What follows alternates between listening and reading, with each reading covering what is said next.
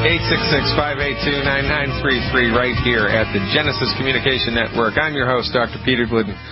Yo-ho, everybody. Dr. Peter Glidden. Today is April 23rd, Tuesday, April 23rd, and we are live. We are live, kicking it here in the studios after a 5-day sojourn to the North Country. That's right. Oh, Canada. We were kicking it up there. We were in Camrose, and if you don't know where Camrose is, just keep going north until you see the Caribou and then take a sharp right. That's where Camrose is. It's about, 45 minutes, a little bit north of Edmonton, home of the Edmonton Oilers. Spoke to 500 women at a women's conference, an all-women's conference. 500 women on Friday morning. Spoke to 150 people Saturday afternoon. And then we boogied on down to Calgary, spoke to another 150, 160. My big shout-out to all of the people up in Canada doing a big job. That's Mike Phillip. You go, Mike. That's Corey Prop. That's Lee. That's Terry. That's Damik. That's Sean. That's everybody up there who is doing it to it in Calgary, spreading our message of health recovery through science-based medical nutrition in Camrose, spreading our message of wealth through health to everybody who is smart enough to take a listen. And for goodness sake, you know who our customer is? Who's our customer? Well, everybody's our customer.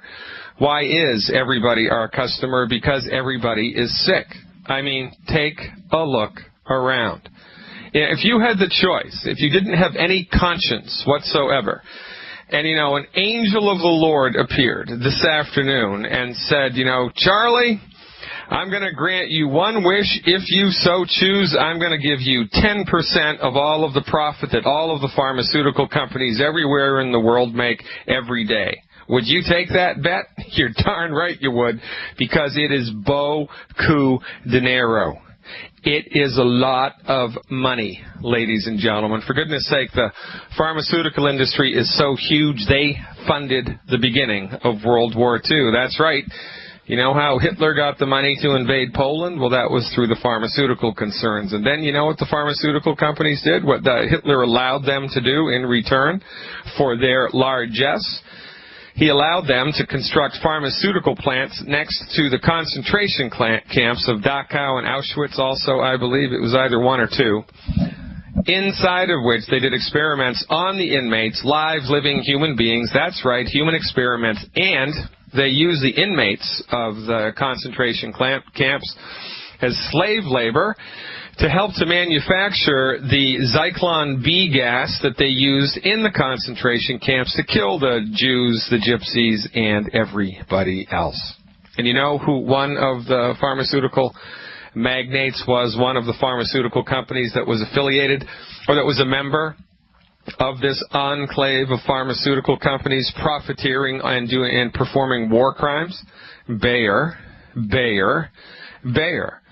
The same company that gives your children Bayer aspirin. Now, you want to ask yourself a long, hard question. If a company intimately involved in human experimentation, war crimes, and mass murder during World War II, number one, why are they still allowed to exist?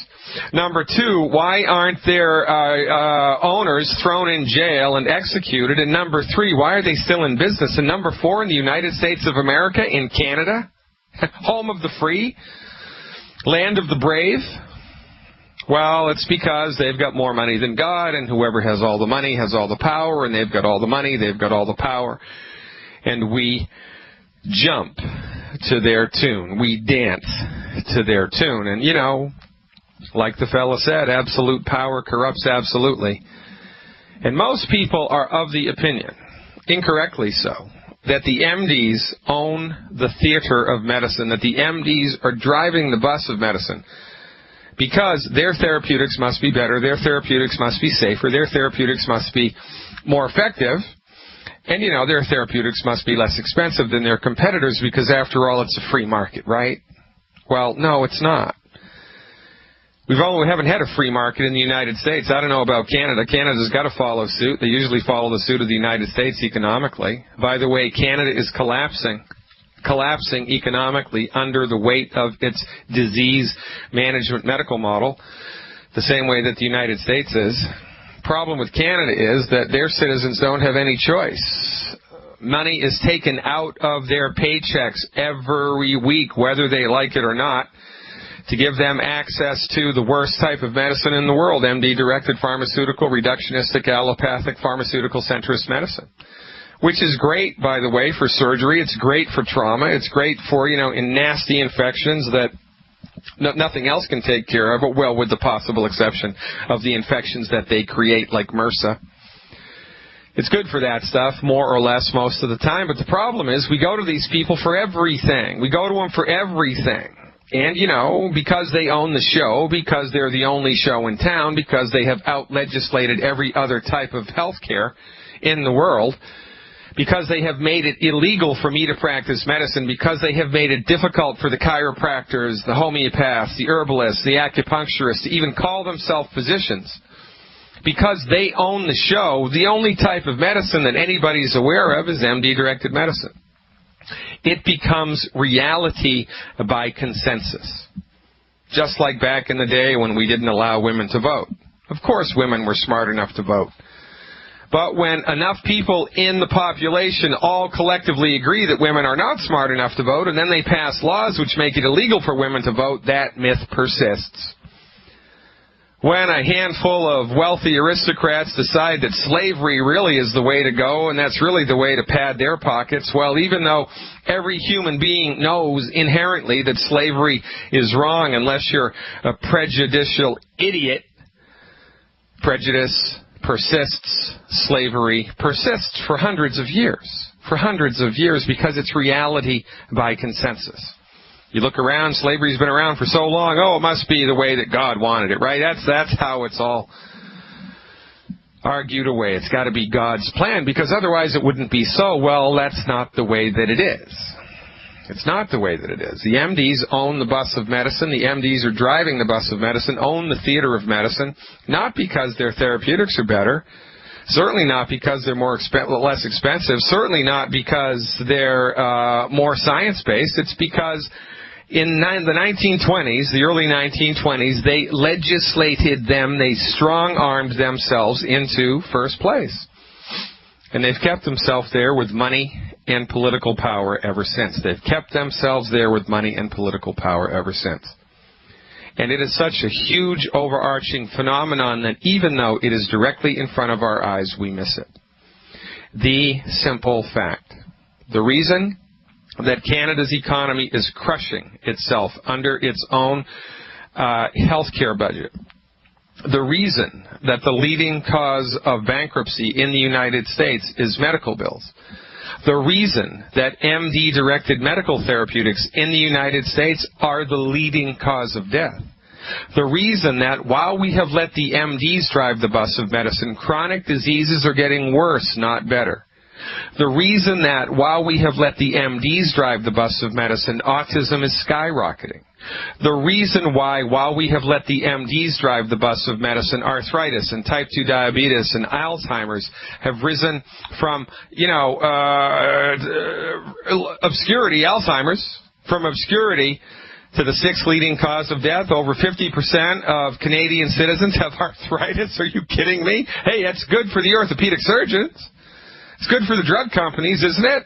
Not so good for you and me. However, even though their therapeutics are unbelievably expensive, debilitating, demeaning, ineffective, dangerous, and deadly, we keep going back to them every day because we do not know any better. We have been socialized to perfection. We have been quick-fried to a crackly crunch. Somebody turn me over. I am done. This is the way that it is, ladies and gentlemen. Absolute power corrupts absolutely, and when you are embedded in a medical myth, a cultural myth, of over 100 years duration, you don't even know that you're embedded in the myth anymore. It's like that movie, The Matrix. It's all a dream, and you have no idea. You have no idea how much BS it all is. And quite frankly, the education of your medical professional doesn't make it any better, because the education of an MD or a PhD is not encouraged to open their minds. It does not encourage free thinking. It does not encourage forward thinking. The education and the clinical experience, the clinical handholding that MDs get, teaches them to work inside of their very narrow, colorblind box. And so the MDs, being intellectually cowardly at their very core, do not question their own piss-poor therapeutics. You'd think that a scientist would look around and after the 150th experiment that went wrong, they'd change the model. They'd change the method. They'd do something different, but not the MDs. Because the MDs have convinced themselves of their own greatness.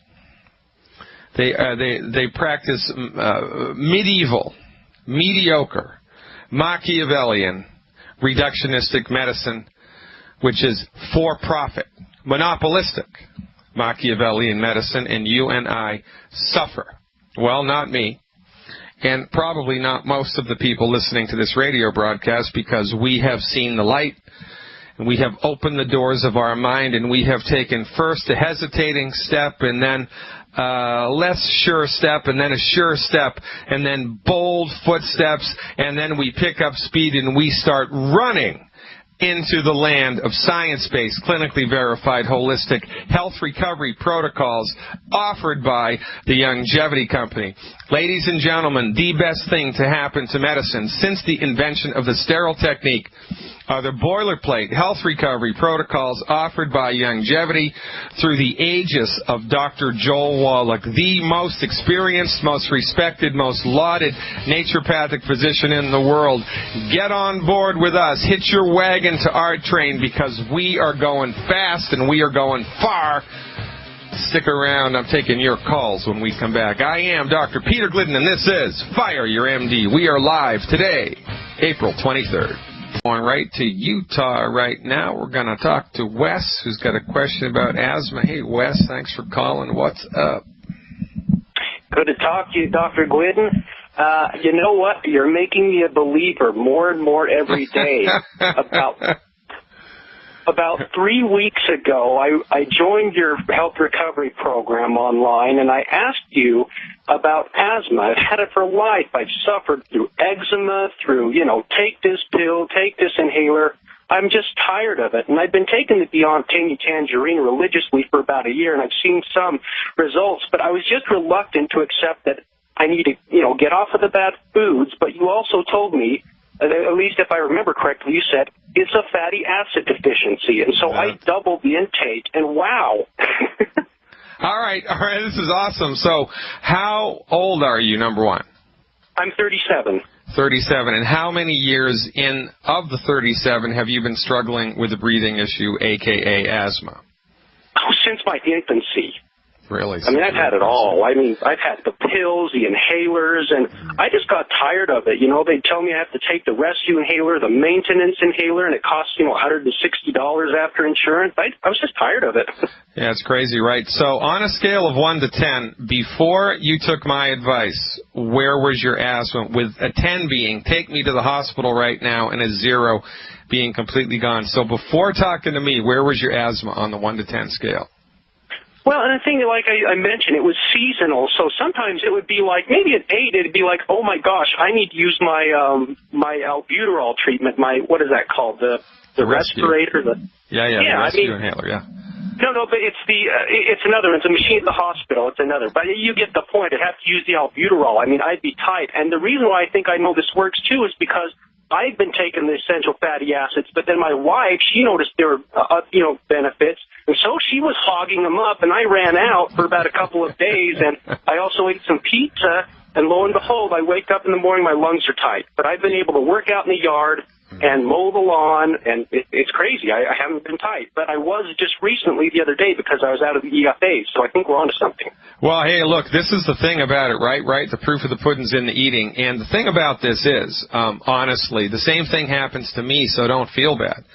A couple of weeks ago, I travel a lot, too much, actually, and I'm everywhere all the time, spreading the good word about longevity, and the airline misplaced my bag, so I was without my supplements for 24 hours, and just not having them in my body for 24 hours, my sleep was horrible, my mood was horrible, I started to get twitches in my eye muscles, and it was like, holy smokes, folks.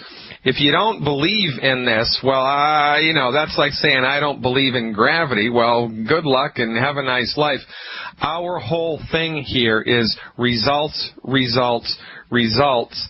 And, give yourself a big pat on the back, Wes, for having the intellectual curiosity, number one, and then the emotional and intellectual courage, number two, to stick your foot into these waters, stick your toe into these waters, and then take a big plunge. You are in the minority, my friend, because most people think that they're skeptical, they're closed-minded, they hear what we're saying, but they turn a deaf ear to it. And, you are among the few who are smart enough take our advice and see for themselves how it goes. I'm really proud of you, Wes, and very, very happy for you as well. Well, thank you. My wife, though, too, she's a thoracic ICU nurse. She's in the establishment, and this is shocking to her too. But now she ordered herself the weight loss pack. She's going all in because she's with a trainer, Weight Watchers, and she knows that something is not right here. So you got another believer. Well, Wes, you're the greatest, man. Thank you so much for the call. Thank you so much for the support. Thank you so much for everything that you do. And you're hearing it right from the horse's mouth, ladies and gentlemen. By the way, I don't screen my calls. I have no idea what people are going to tell me when they get on the other line. No idea whatsoever. You're hearing it straight from the horse's mouth. Medical nutrition, new-fashioned, science-based, clinically verified medical nutrition works. And if you're not on board, you do not know what you're missing. Head them up and moving them out right here on Fire Your MD Now. Today we are live, April 23rd, Tuesday, April 23rd, 2013. 866-582-9933. Hey, listen, if it's good enough for an emergency room nurse, you think it's about time you gave it a whirl? I mean, really? What more do you need to know? Let's go to Marie from California with a question about congestive heart failure. Hey, Marie, thanks for calling. You are live. Oh, hi, Dr. Glidden. Remember a couple of weeks ago I called you regarding my husband's breathing issue. He's in respiratory. So last week he went to have a X-ray, and it shows that he has fluid in his lung, and the doctor said that he's congestive heart failure. Yeah. So now he's giving him Lasix to drink the water out. Yeah. Well, the doctor's a knucklehead. So congestive heart failure is the end stage of something called Kuru's disease. And right. It's a vitamin B like baby 1 deficiency, vitamin B1 deficiency. He needs to take the D-stress, the longevity's D-stress, D like David stress, in addition to what I advised you to do tomorrow, the last time we spoke. So what we're doing here is supporting and promoting the structure and function of his lungs and his heart. And in the face of congestive heart failure, where the heart starts beating so poorly that the blood starts pooling and backing up into the pulmonary arteries and then getting back into the lungs, it's kind of like if you have a sump pump and it's trying to pump water out, but it's not strong enough. The water just builds up in the sump, and then it floods over into the basement, and that's not good. That's what happens with congestive heart failure. So rather than try to fix the problem, get to the root of the problem, because remember, MDs are not trained in what causes things. They're not, which is a real eye-opener to most people. They're not. They're only trained how to manage it. Right? So rather than trying to figure out what they can do to strengthen the heart and eliminate the congestive heart failure, they just give him drugs to leach water out of his body, which is, that's like giving passengers on board a sinking ship buckets to bail the water out rather than trying to find where the leak is and plug it. But that's what the MDs do, right? So the thing that you want to do here, Marie, to add to the program that he's already doing is 1 bottle of de-stress, D like David stress, 1 bottle of de-stress a month, okay? Okay, and then and also his kidney is a little high. I don't care about the kidney problem. The kidney is going to be elevated, and, you know, depending on what is elevated in the kidney and why, if it's potassium, you don't need to worry about it. Again, the MDs have got that completely backwards. You really don't need to worry about any blood values with the kidneys with medical nutrition. And MDs will tell you the opposite because, remember, they have no training, no experience, no education, and no appreciation for practically applied, science-based, clinically verified medical nutrition. They do not know what they're talking about when it comes to the relationship between nutritional supplementation and the pathogenesis of disease. They are in the dark. So don't worry about the kidney. Give him the nutritional supplements, eliminate the 10 bad foods from his diet, and add the de-stress. And usually in the people that I have helped who have had congestive heart failure in the past, you see it turn around quite quickly. You see things start to move in a better direction within 21 days. So, I mean, I've seen congestive heart failure. I'm sorry? B1 vitamins. How much should I give him? Of the B? Yeah. So I believe in the de-stress capsules there's 120, so give him 4 a day. Oh. Yeah, give him 4 a day. So you divide the number of capsules that are in. How much does your husband weigh? 118. 118, yeah. Give him, for the first 2 weeks, give him 9 a day. Give him 9 de-stress a day, 3 with breakfast, 3 with lunch, 3 with dinner for the first 3 weeks. And then after that, you can back it off to 6 a day. I would give him 6 a day for 3 months after the initial 9 a day. But a lot of 9 a day for 3 weeks, and then 6 a day for the remaining 3 months. What about the niacin? Niacin, don't worry about niacin. I wouldn't give him extra niacin. The only time people give niacin is to bring cholesterol down, and the only reason to bring cholesterol down is because you're an idiot. No, he doesn't have high cholesterol. Well, I don't know. Maybe he does. What's his cholesterol number? Do you know? Well, the bad one is 175. It should be 100. No, it shouldn't. Who told you that? Well, that's what the doctor said. Exactly correct, Marie. Exactly correct. What's his total cholesterol? Do you know? 220. Yeah, it's too low. I like to see total cholesterol be over 270. Wow, really? Yeah. So he doesn't need niacin. He doesn't need to bring his cholesterol down if it's only 220. And when he cleans up his diet, stops eating fried food, stops eating oil in a bottle, stops eating wheat, barley, rye, and oats, and the other 10 bad foods, and consistently takes the nutritional supplements, the bad cholesterol, quote unquote, will get better and better and better and better. It's only a matter of time. When he takes the BCT, he has a run. Yeah, okay. So when that happens, has he stopped eating wheat, barley, rye, and oats? Practically, yes. Well, I would say maybe 90%.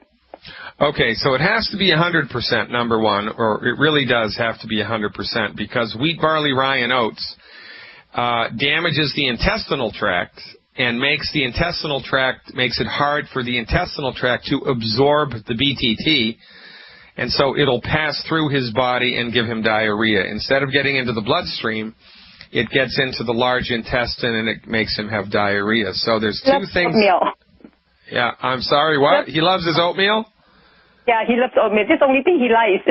Well, yeah, his oatmeal's going to kill him. So give him rice porridge instead of oatmeal. Give him a hot rice cereal instead of oatmeal. Okay, hot rice cereal instead of oatmeal. If he likes to have a hot, chewy cereal in the morning, give him a rice porridge instead of oatmeal, because the oatmeal is going to mess him up. And so the other thing to do here, Marie, is how much of the BTT are you giving him every day? You're giving him 4 scoops a day?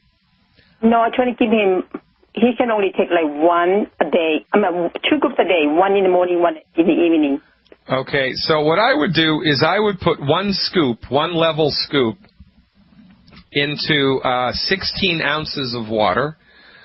1 level scoop into 16 ounces of water. Actually, yeah, that's about right, into 16 or 18 or 20 ounces of water, and have him drink from it over the course of the morning. Have him take 3 hours to drink it down.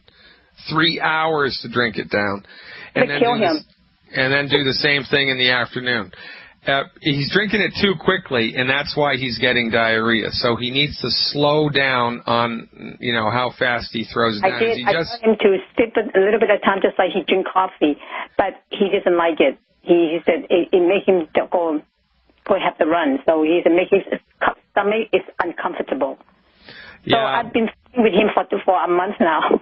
Yeah, well, there's only so much you can do. He really just has to shut up and take the medicine. You know what I mean? If he doesn't like the Beyond Tangy Tangerine, there is another thing that you can do for him. There is another thing that you can do. Give him instead of the Beyond Tangy Tangerine, give him the Ultimate Daily Capsules. The Ultimate Daily Capsules, okay? Okay.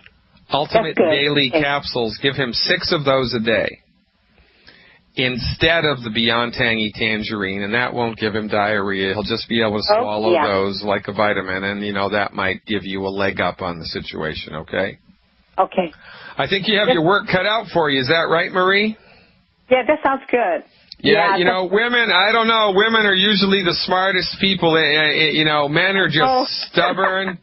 You gotta lead that horse to water. I don't know what you can do to trick him into taking his vitamins, but if anybody can figure it out, it's you, Marie. Thanks for the call. Let me know what happens. Call me back. Good luck. You are welcome. This is the way that it is, right? We tell people what to do. And I have to tell you one more thing before I forget about it. And I talked about this when I was up in Camrose at the Women's Health. And I wasn't being...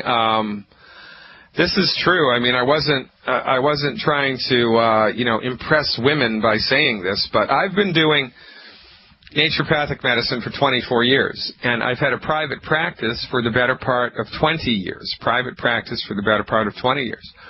The vast majority, over 70% of my patient base over 20 years has been women. Over 70% is women. It's about 15, 18% children who were brought in by women, and the smallest percentage, right around 10, 12% is men. Because men, for some reason, are stubborn, they're old-fashioned, they believe what the doctor says. I don't know why. I don't know why that is. I really don't know why it is. But men are the hardest people, amongst the hardest people to convince to even give this stuff a try, which is why I think that the women are going to change the world. Because really, when you think about it, it's women who control everything, and the men just pretend that they do. But in any event, whatever works as far as helping people to understand and get it, that there is in fact another way. And towards that end, one of the biggest mistakes that people make when they join Youngevity is that, they'll take the products and they have a remarkable experience, or their son or their daughter or their husband does, and it's a remarkable experience and it's a remarkable positive health change, and they get all excited and they become Youngevity representatives, and they march out into the world boldly and start telling everybody in the world everything they need to know about Dr. Wallach and Youngevity and Dr. Glidden and all this stuff, and it chases people away.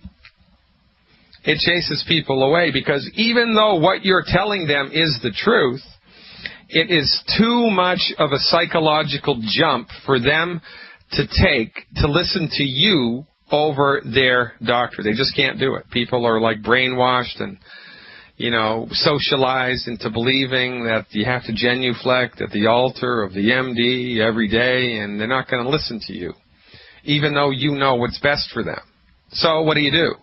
Instead of becoming the expert, you take people to the expert. So instead of talking a blue streak about Youngevity, just say, hey, you know what?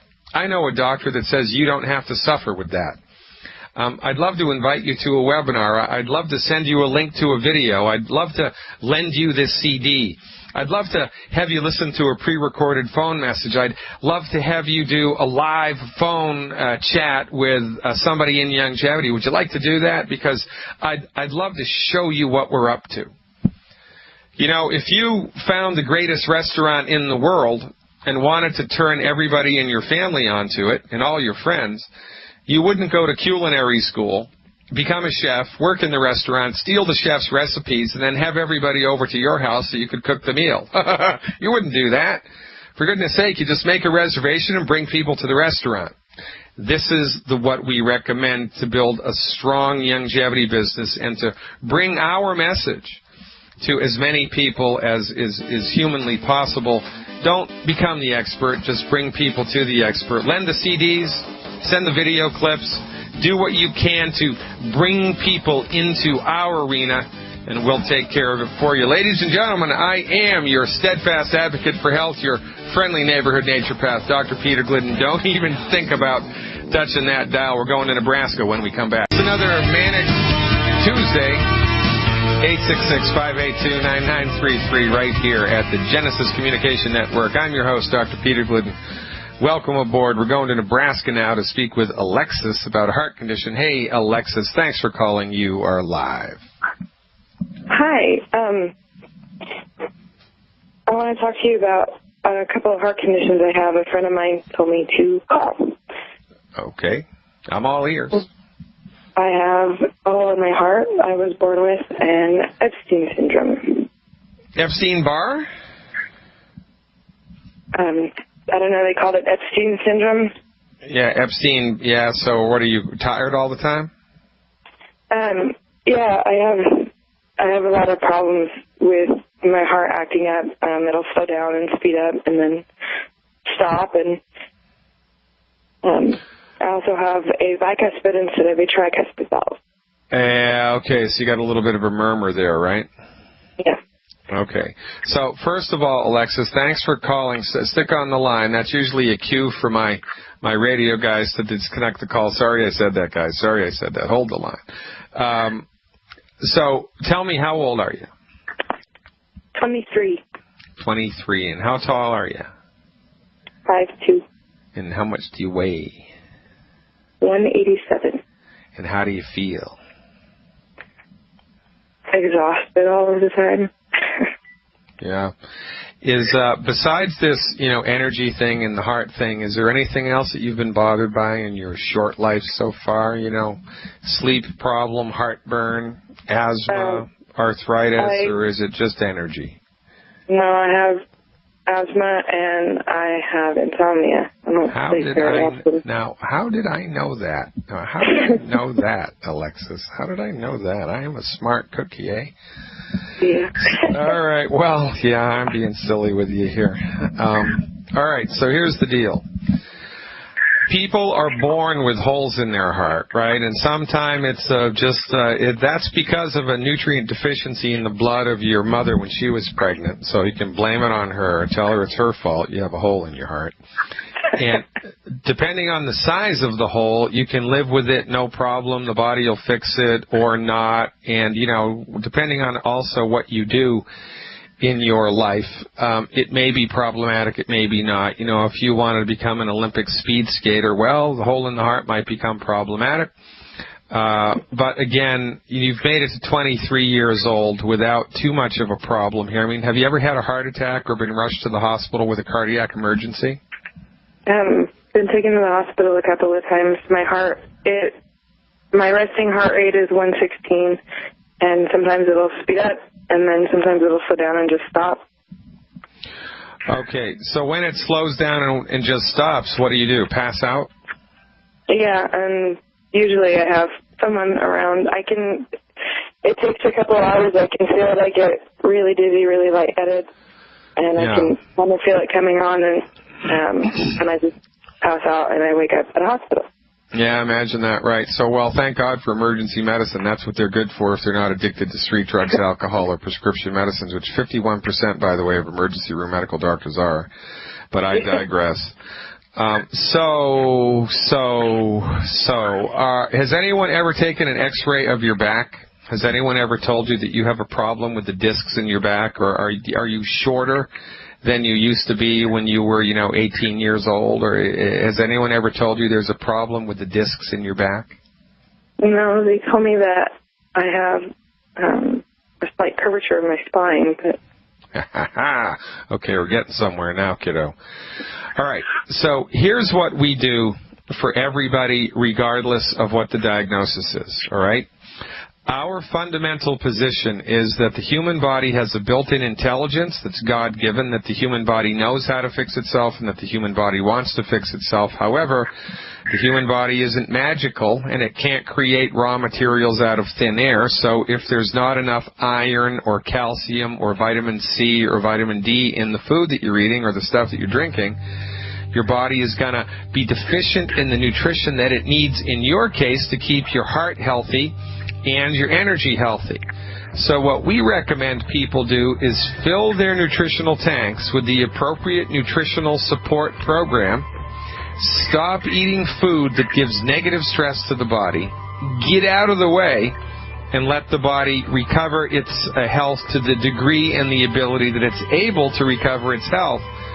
So we're up against a hard break. It's the top of the hour here, Alexis. If you can stick with me through the break, I'll tell you how to fix this with science-based, clinically verified medical nutrition when we come back. Ladies and gentlemen, it's the luckiest day of your life. You've tuned into Fire Your MD Now. Stick around.